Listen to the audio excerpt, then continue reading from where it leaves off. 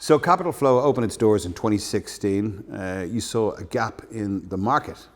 What was that gap? Well, really, I've been lending for the last 20 odd years in the Irish market, and during the financial crisis, a lot of the foreign banks, left these shores. So we could see an opportunity to get in there and start lending again to small and medium-sized businesses all around Ireland, and really that's what we've been doing, Gary, since then. And was there a kind of a difficulty previous to that for small and medium-sized businesses to access credit in the way that I think some people suggested after the crash, that banks weren't lending as much or as easy as they had been? So you're basically filling that market. Yeah, I mean, I think you've seen a number of alternative lenders come into the marketplace. Some of them have left again. We're still very much growing and getting out there and reaching customers. I think the big issue for Irish businesses, especially small business owners, was that they couldn't really connect with their banks. Their banks were in a lot of difficulties themselves with their own balance sheets. Yeah. So they couldn't reach out. So when you tried to contact them, you probably got an answer machine maybe rather than a person behind it. Because you describe in your sort of company literature that you offer a kind of traditional relationship banking. Yes, exactly. I mean, with the big difference between us, I think, and some of our competitors is that when a customer gets in touch with us, we go out and meet them.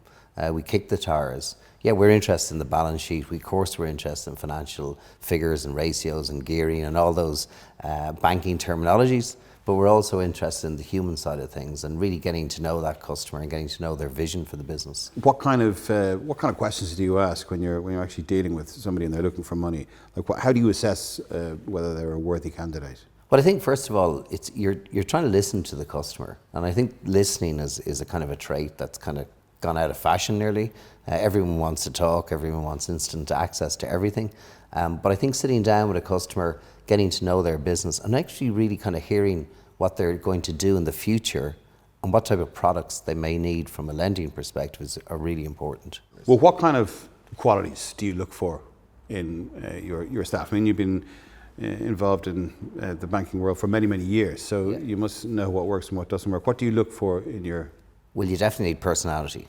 You know, a personality. You need a personality. So you start with somebody who's... What do you want? Personality. Forget personality. Yeah. No, you need somebody who's got empathy and can actually listen to customers and find out exactly what they want. Because a lot of the time they may want a loan to restructure their business, to grow their business, and then it's trying to find out what type of loan is that, over what period of time they want it for, and what type of products do they want. So you really have to be a really good listener. I would say you'd have to have a sense of humour to work in Capitalflow because we do have people with personality. That's why, because you're the chief executive. No, not necessarily, but I mean, but I think customers, Irish customers in general, you know, they want to see a human side to the lender. We've recruited over 70 people now in the last 3 years, and it's really important for us within Capitalflow that our people can make decisions, because that's what's important to customers. Customers will tell you when they engage with lenders that a lot of the time they're being passed from Billy to Jack to Mary to back to Johnny again. So what we try to cut that out, okay, and that's why we've hired really good people. So you give your staff a lot of freedom to make calls, and they you give them their own initiative. Exactly. Yeah. You want them to have that autonomy. You want them to make mistakes sometimes as well. That's actually just fine, as long as we don't keep making those same mistakes again. And customers, if you're being upfront with a customer and you have a common sense approach to lending and business development, they'll understand that because they've gone through that difficulty themselves before in the past. So they're not looking for perfection, but they are looking for people that are actually good at listening and good at delivering what they want.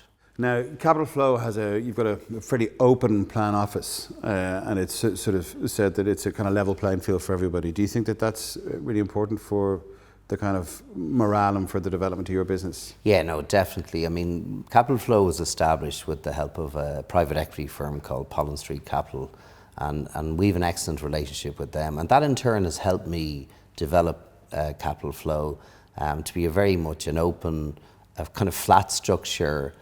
We've over 70 people, as I say, in different locations. We're inside in the city centre in Baggot Street. We have a great office out in Santry, and then we have another office just opened in Cork as well.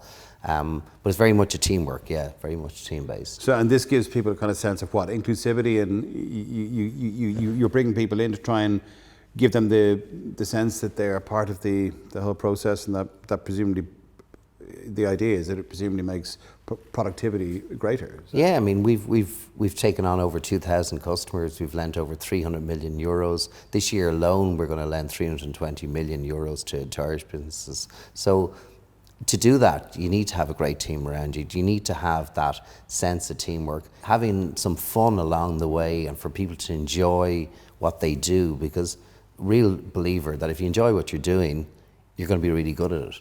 Is this kind of relationship sort of banking, is this possible as you grow the business and as it gets bigger and bigger, and all of a sudden that 350 million turns into 500 million, 700 million or whatever? Is it possible that kind of nuanced approach somehow kind of starts to disappear, and what do you do to guard against that? Yeah, so the environment has changed in the last 5 years. Technology has moved on so much. Banking is going to move on so much. Digital banking is coming into the fore now. You likes of Revolut and that coming in the credit card space, the current account space. So the whole thing is changing. So for us, the big trick here is that we change also with our digital offering, but we don't lose that personal touch. And it's really important that it's not either or. It's not fintech or traditional banking. It's actually, we can blend the two and become a really first-class specialist lender in the Irish market, doing something we love and making a real difference to business people's lives. Does that make you feel kind of excited that you have made a difference to people running businesses who might not be able to access credit easily? I think in a lot of cases we would have started with that kind of vision and that enjoyment where they couldn't access, but we've lots of customers now who could access finance with any of our competitors, but they come to us because we're still got that personal touch and we've got that great service.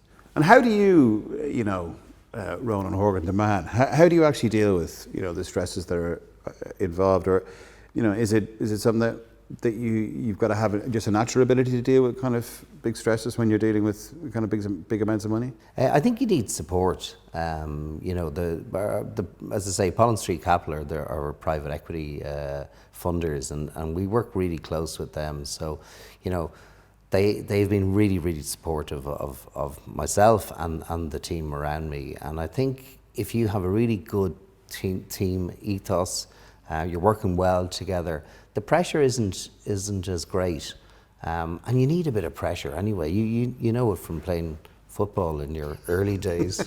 In my early days. Yeah, exactly. Yeah. It was taking the piss out of footballers, actually. Sorry, I thought you were actually playing. Oh, maybe I was mistaken there. But I mean, it's you want to have a bit of pressure going into that game, because you're not going to enjoy it as much if you're going to be too relaxed. So I enjoy that part of it, but I also enjoy shutting the door in Capitalflow and enjoying the weekend with my family and with my friends. And so, Ronan, in summation, what lessons have you learned since 2016, since you opened up, and where to next for Capitalflow? I think it's really important when you're making significant decisions in the business to get as much feedback from your board members and those around you. So, when we started up first, we would have made, a good few mistakes, and I think we kind of rushed at things. So that's kind of something that's important, not to rush at things. So constant feedback, kind of, and hearing. Be open to constructive, feedback, absolutely. But then there's another side to it, which is nearly the flip side to it, which is don't hang around. Sure.